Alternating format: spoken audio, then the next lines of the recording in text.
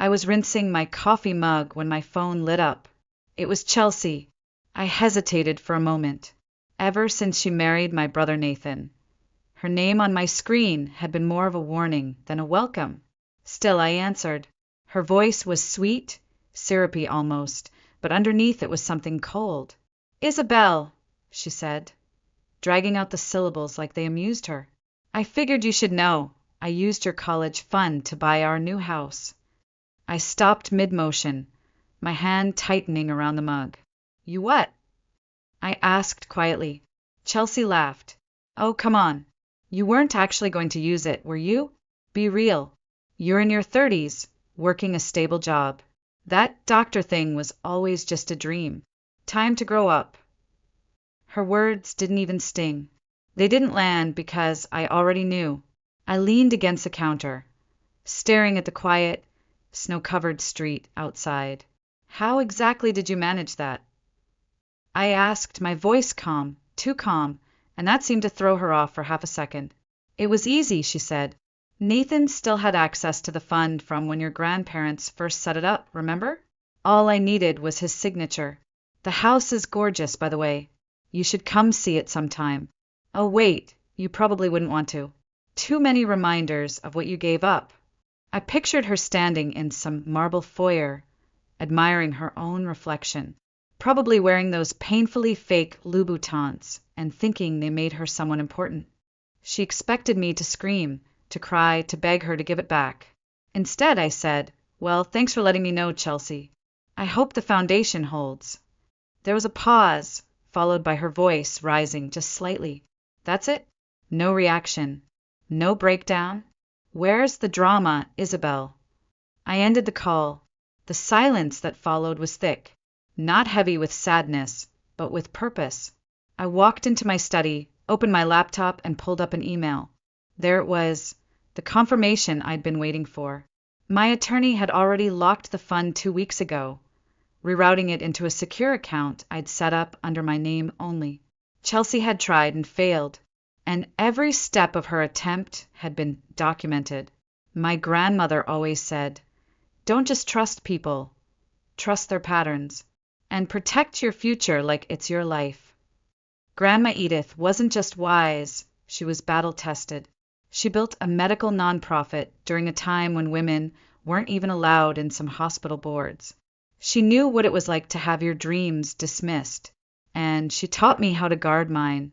I'd seen this coming the moment Chelsea walked into our family 6 months ago, glittering in designer knockoffs and promises. 2 weeks after meeting Nathan, she had him proposing in front of all of us at Sunday dinner, holding a ring that looked far more expensive than anything his paycheck could justify. By week 3, she was already sitting next to my father at the fireplace, asking softly about that education fund Isabel never used. By week 4, she had memorized the account number. She underestimated me. That was her first mistake, because I hadn't let that money sit unprotected all these years. I'd moved it strategically. I'd run audits on it annually, just like Grandma taught me. And the moment Chelsea started showing too much interest, I'd contacted Marissa, our family's old estate lawyer, now one of the top asset protection attorneys in Minnesota. "Document everything," Marissa had said. "Every call, every question, every signature. People like her don't stop until you make them." And so I did. Now I stood at my window, watching the snow fall gently across the city. Somewhere out in Edina, Chelsea was unpacking boxes in a house she thought she owned, bought with money she thought she'd stolen. She had no idea she'd just stepped into a legal minefield. Friday was the deadline the realtor had set. For days left, and Chelsea, bless her clueless heart, was about to learn just how far I'd go to defend the life my grandmother believed I deserved. It started at Thanksgiving dinner. Chelsea had only been in our lives for a few weeks, but already she was talking like she belonged. She sat at the head of the table, not Nathan, who had always carved the turkey, but Chelsea, dressed in a tight beige jumpsuit that looked more appropriate for a cocktail lounge than a family gathering. She laughed too loudly, complimented my mother's mashed potatoes with a condescending, "This is so quaint," and spent most of the meal subtly steering the conversation toward her favorite topic, money. At first, I thought I was imagining it. The way she glanced at me when Grandma Edith's name came up. The way her eyes lit up when Nathan mentioned that our grandmother had left behind something substantial for my education. But then she asked the question I'd been dreading. "So, Isabel," she said, dabbing at the corner of her lip with a napkin, "that education fund, what's happening with it these days? You ever going to use it, or are you just letting it sit there?" The table went quiet. I smiled. "I'm still planning on going back to school." Chelsea tilted her head. "Really? At your age?" My mother cleared her throat. Nathan looked uncomfortable. I didn't flinch. "Really," I said. "My age is perfect for focus." Chelsea laughed like it was a joke, but her eyes didn't smile. That night, I pulled out the old file folder labeled Trust Fund Documents. My grandmother had started the fund when I was 13, with the expressed intent that it was only to be used for medical school.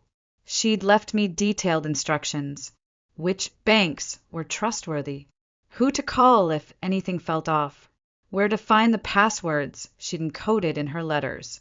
I sat in bed until midnight, rereading her last handwritten note. "You are my wild card, Isabel. You see things before others do. You don't shout to be heard, you wait. You calculate. And when you move, it's with purpose. Use that, especially when others underestimate you." Chelsea was already showing her cards. Over the next few weeks, she became bolder. She began asking Nathan about joint accounts, insisting that married couples should share everything. I overheard her once in the hallway, speaking softly to someone on the phone. "I'll find out how much is left in it, don't worry." That same day, I called Marissa. "Something's coming," I told her. She didn't question me, just asked for copies of every financial document linked to the fund. Within 48 hours, she had flagged 2 login attempts from a device not registered under my name. One from Chelsea's IP address, the other from Nathan's office. Chelsea was trying to map the system before she made her move, so we made ours first. We moved the funds $800,000 into a trust-controlled, encrypted account that required 2-factor authentication and biometric verification. Not even Nathan could access it anymore. Then we sat back and waited. I watched Chelsea parade around at family gatherings, calling herself Mrs. Grant like it was some royal title. She bragged about how she and Nathan were shopping for a house, even though neither of them had the credit score for a mortgage that size. She started visiting open houses in Edina, telling the realtors her husband's family had it covered. It was like watching a bird build a nest out of stolen string. But I said nothing. Every time she leaned across the table and smirked at me, thinking she was winning, I thought about Grandma Edith, about how she'd taught me not to fight fire with fire. "Let them think they're clever," she'd said once. "The smarter ones never need to yell. They just turn the lock behind them and let the fools walk into the trap." Chelsea was already halfway in. Thursday morning, 7:18 a.m. My phone buzzed with a string of messages. "Chelsea, the wire didn't go through. Did you change something?" "Chelsea, Isabel, be reasonable." "Chelsea, the bank said there's an issue. You need to call them." "Chelsea, we need that money today." I took another sip of coffee, watching the snow collect in soft layers on the windowsill. I didn't respond. I didn't even flinch. Let her spiral. Let the silence answer for me. At 8:02, Nathan chimed in. His tone was softer, apologetic. "Nathan, hey Iz, I know it's a lot to ask, but you've got a great job, right? You're stable. Amanda and I, we just need this house. It's for our future. Family helps family, right? Family helps family." I stared at those words for a long time. Where was that sentiment when Grandma Edith was in hospice and I was the only one taking care of her every weekend? Where was that loyalty when I was juggling 2 jobs to save the trust fund from bad investments after the market crashed. I never asked them for help, never even hinted. I protected that fund like it was a living thing because to me it was hope. It was my second chance. It was the only part of me I hadn't sacrificed for other people's comfort. I typed out a response, then deleted it, let them figure it out on their own. Instead, I opened my email. There it was, a confirmation from the University of Minnesota Medical School. Interview scheduled. Wednesday, 10 a.m. I had already completed my prerequisite courses online over the past 4 years. Late at night, after work, after everyone else in my life had stopped believing I would ever go back, I whispered it aloud to myself, just to hear it in the air. Dr. Isabel Grant. Chelsea thought she'd shut a door. She had no idea she'd just slammed herself inside one. The best part was that she had no clue what was coming. She still believed she could pressure me, manipulate Nathan, bully her way into my future. She thought my silence was weakness. She thought I was too soft, too quiet, too polite to fight back. But that wasn't silence. That was strategy. Marissa had already compiled a full packet, timestamps of unauthorized login attempts, audio recordings of Chelsea impersonating me on calls to the bank, even a preliminary handwriting analysis proving Nathan's signature on the forged transfer request didn't match any of his known documents. All we had to do now was wait. Friday was the deadline the realtor had set. They were supposed to close on the house at noon. Chelsea was expecting a transfer of $800,000 to land in her escrow account. Instead, she'd be receiving a cease and desist letter and possibly a subpoena. I stood up and opened the blinds. Below me, the city of Minneapolis was beginning to stir, commuters trudging through snowbanks, steam rising from manhole covers, headlights glowing in the fog. Life was moving forward, and so was I. Chelsea could have left me alone. She could have respected my boundaries. She could have asked, but she didn't. She saw something I had, something valuable, something she didn't earn, and instead of building something of her own, she decided to steal mine. Now all that was left was to let her fall into the very hole she'd dug. Friday, 11:41 a.m. The sky over Edina was a flat, iron-gray sheet. Snow clung to the edges of driveways like old regrets, refusing to melt. I parked across the street from Nathan and Chelsea's new dream house and sat for a moment watching the front door. It was wide open. They were expecting money. Instead, they were getting me. Inside, the place looked like a showroom, cold, curated hollow. Marble floors, crystal light fixtures, an oversized mirror that took up half the foyer wall. Chelsea stood in front of it, checking her reflection with a shaky hand. Nathan sat on the edge of their new sectional, bouncing one leg, chewing the inside of his cheek. When they saw me, they both stood. "Isabel," Nathan said, relief flashing across his face. "Thank God. There's been a problem with the transfer." "There hasn't," I cut in. I walked past them, straight to the kitchen island, and opened my laptop. "You just never had access." Chelsea folded her arms. "What are you doing?" I turned the screen to face them and clicked open the file Marissa had labeled Attempted Fraud Grant Trust. The first page displayed 2 signature comparisons, one authentic, one doctored. Nathan squinted. "What is this?" I looked at him. "That's not your signature. That's hers." Chelsea scoffed. "You're insane." "The bank's fraud team disagrees," I said calmly. "They flagged it instantly. And they recorded a call placed from your number. Chelsea, one where you pretended to be me. VoicePrint software caught the discrepancy." She went pale. Nathan stepped forward, looking from the screen to her, then back. "Wait, what is this?" "I'll explain," she snapped. "No," I said, my voice sharper now. "You won't, because we're just getting started." I flipped to the next document, a credit report Marissa had pulled. 3 maxed-out credit cards, 2 personal loans, $18,000 in withdrawals from the Golden Palace Casino in the last 2 months. That's where the money was really going, wasn't it, Chelsea? Not to your dream house. Not to our future. Just your next bet. Chelsea's eyes darted. You had no right to look into my finances. You had no right to forge my brother's name, I snapped. You had no right to touch a single cent of what my grandmother left behind. Nathan turned to her, his voice small. Chelsea, is this true? It's not what you think, she said quickly. I had a system. I was going to win it all back. I just needed a boost. The house was part of the plan.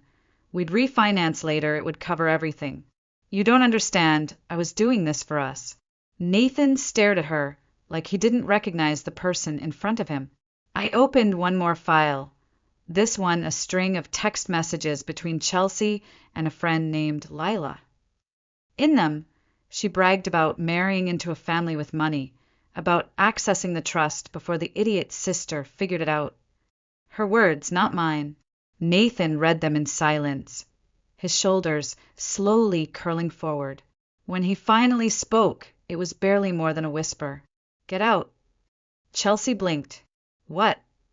Get out. His voice cracked. You tried to steal from my sister. You lied to me. You forged my name. You gambled away our savings. Baby, she pleaded, stepping forward. Get out, Chelsea, he roared. She flinched. Mascara streaked down her cheeks as she grabbed her purse and stormed past me. At the door, she turned and hissed. You think this is over? I always land on my feet. I didn't reply. I just watched the door slam shut behind her. Nathan sat down heavily on the couch, burying his face in his hands. I'm so sorry, Iz. I should have listened when you said something felt off. I wanted to believe someone could love me that much, that quickly. I pulled an envelope from my bag and handed it to him. What's this? Contact information for a divorce lawyer, and all the documentation you'll need to protect yourself. He opened it slowly, his hands trembling. Page after page of damning evidence. His face hardened with every line. She never loved me, did she? I looked at him gently. No, but that's not your fault. She's done this before. You were just the next target. He looked up. What do we do now? I closed the laptop. Now, I said, we press charges. Nathan stared at the floor like he was trying to find solid ground beneath him, but everything had already cracked. He didn't cry. Not yet. His silence was heavier than tears.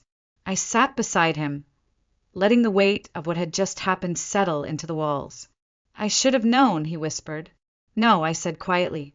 She's good at this. Too good. He looked at me, eyes rimmed red. What do you mean? I opened my laptop one last time and pulled up the final document in the folder. 3 years ago, a man named Jordan Callahan filed a police report in Austin, Texas. His wife had disappeared with over $300,000 from his business accounts. Same MO, fast romance, quick marriage, sudden joint access to finances, and then gone. Her name then was Anna Wells. Nathan blinked. That's Chelsea. It was Chelsea before that, and Amanda Wilson before that. Different names, same story. Different men, same ending. I handed him a printed report. They couldn't press charges in time. She vanished before they gathered enough evidence. Changed her name, moved states, started over. Nathan covered his face. God, I let him process it in silence. The truth needed time to soak through. I'd been there before, when I found out our mother had lied to us for years about Dad's pension. That kind of betrayal doesn't just hurt. It rearranges the furniture in your soul. Suddenly, you don't trust the floor beneath your feet. She targeted you, I said, voice low. She asked about the trust fund on your second date. She told Lila, her friend, that she had found a golden goose. You weren't her husband, Nathan. You were a plan. He sat still for a moment, then nodded slowly. Press charges, he said. I'll testify. Give them everything. I reached into my bag and handed him a USB. Everything's already organized. Marissa's ready to go. But you need to protect yourself, too. There's a freeze on joint accounts, and we've flagged all recent transactions to offshore banking routes. There's still time to reverse some of it. He took the USB with both hands, as if it might fall apart. I'm sorry, Isabel, he said again, his voice shaking. I was supposed to protect you. Not this. I smiled gently. You protected me enough when we were kids. Now it's my turn. My phone buzzed. A message from Marissa. Chelsea's previous victims are ready to talk. We can move forward. I looked at Nathan. We're not the only ones. Jordan's family, another woman from Chicago, and a retired teacher in New Jersey. They all have evidence. They all want justice. His jaw tightened. Then let's give it to them. And just like that, the soft, timid man who once blindly believed in love began to disappear. In his place was someone who had seen the edge of destruction and stepped back. I stood to leave, packing my laptop as I did. You really going to medical school? He asked suddenly. I turned to him, meeting his eyes. Yes, I said. Interviews, next week. Grandma left that money for a reason. I'm not wasting it. He nodded, swallowing hard. She'd be proud of you. I smiled. She'd be proud of you, too, for finally seeing the truth. Outside, the clouds had begun to part. The snow was still thick, but sunlight broke through like a promise. Chelsea might have believed she could write the ending of this story, but what she didn't know was I'd already written the next chapter. The courthouse smelled like old paper and freshly brewed coffee. The walls echoed with footsteps and the low murmur of strangers. I stood in the hallway just outside courtroom 4B, wearing my white coat for the first time. Not for the court, but for myself. I'd just come from my medical school orientation. My ID badge still clipped to my collar. Isabel Grant, first-year student, University of Minnesota Medical School. It felt surreal, and yet entirely right. Ready?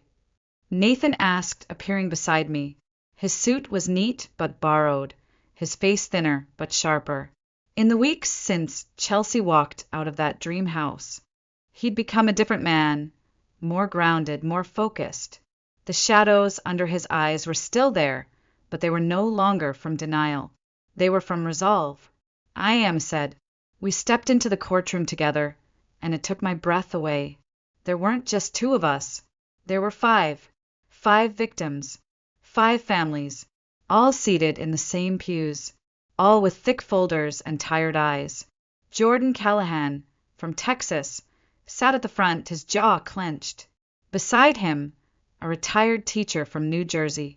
Behind her, a woman who used to be a nurse, until Chelsea had drained her savings account and vanished. Each of them had a story.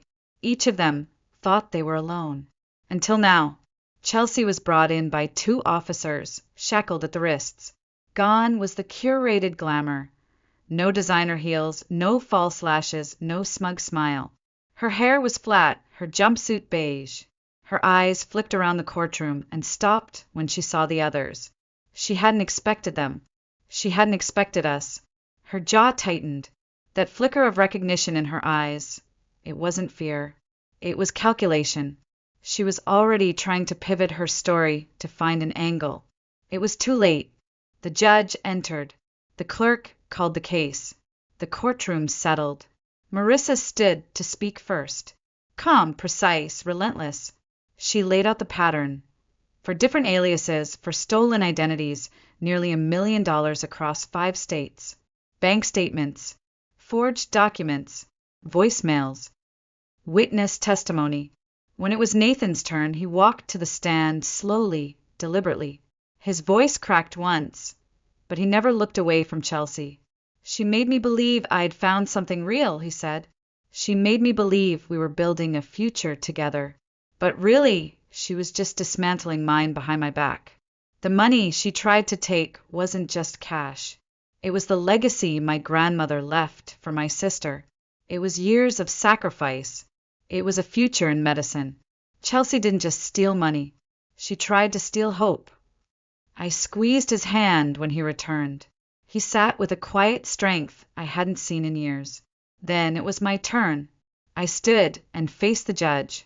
My grandmother raised me to protect what matters, not with aggression, but with intelligence. She left that fund for a reason, and I guarded it because I believed in the dream she had for me. Chelsea tried to steal that, not because she needed it, but because she thought I wouldn't notice. Today isn't about revenge. It's about making sure she never gets to do this to anyone else again. The judge was silent for a moment. Then he read the verdict. Chelsea Monroe, also known as Anna Wells, Amanda Wilson, and Amy Walker, this court finds you guilty on all counts: fraud, identity theft, conspiracy to defraud, and attempted grand larceny. You are hereby sentenced to 5 years in state prison, with restitution to be paid to all named victims. No possibility of parole. Chelsea's mask cracked. As the bailiff stepped toward her, she turned toward me, venom in her voice. You think this changes anything? You're not a doctor. You're a pathetic little accountant, playing dress up. You'll fail. You'll break.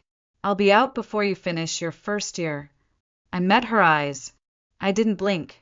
Actually, I said quietly, I start next month. And thanks to you, I've never been more sure of who I am. She laughed bitterly, but it had no teeth.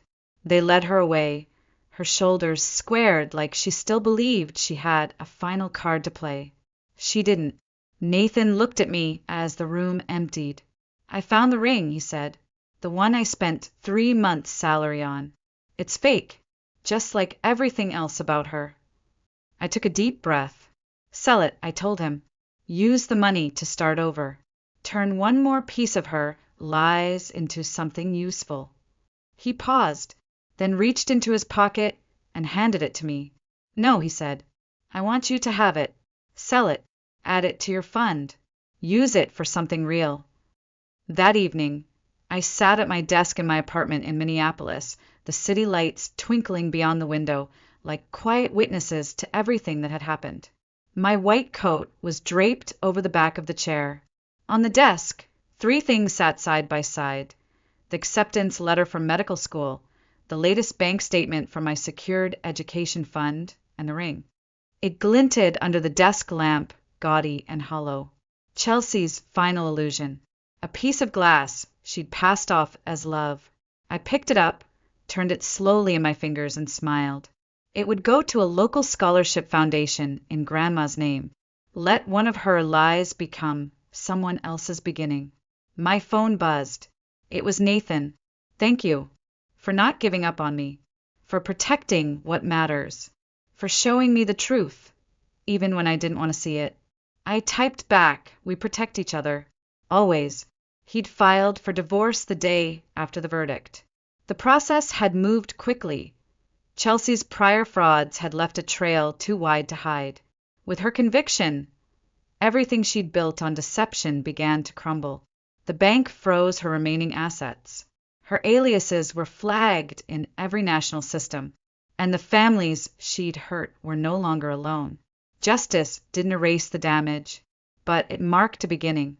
The next morning, I stood in front of my bathroom mirror, adjusting my white coat.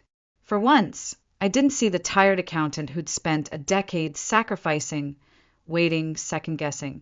I saw someone ready, someone unshakable. Dr. Isabel Grant, student, survivor, and granddaughter of the woman who taught me that silence doesn't mean surrender, and that kindness doesn't mean weakness. Nathan was already waiting at the courthouse entrance. His posture straighter now, his eyes clearer. You sure you want to do this? He asked. I'm not here for her, I said.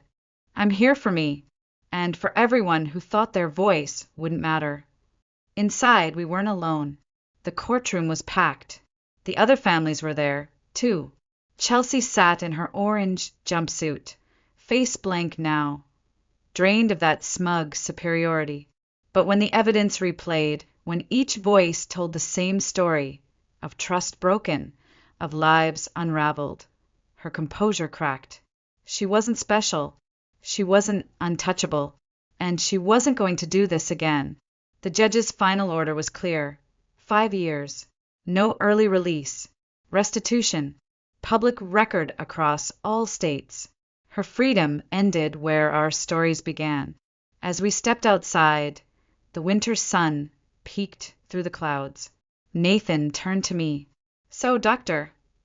"Not yet," I said, "but I'm on my way." He smiled. For the first time in a long time it reached his eyes. "She'd be proud, you know. Grandma." I looked up, letting the cold wind sting my face, letting the memory of Edith Grant settle in my chest like fire. "She would," I said, "not just because I fought back, but because I didn't let her legacy die in silence. Because sometimes the best revenge isn't destroying someone who tried to break you. It's becoming everything they said you couldn't be. And I would become it all. Not in spite of Chelsea, but because of her."